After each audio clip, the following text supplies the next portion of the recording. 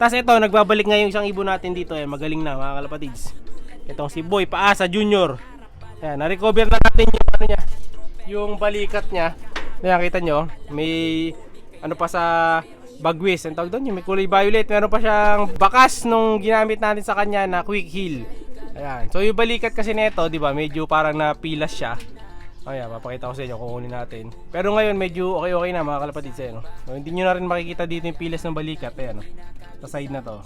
Wala na mga kalapatids yan. Laki na ng balikat na ito. Nabuo na yan dahil sa kaka-ronda force fly natin ng isang oras sa kanila. Ayan, so ito yung ibon natin. Ayan, kita nyo yung talukap ng mata nito. Napakalaki ng talukap mga kalapatids.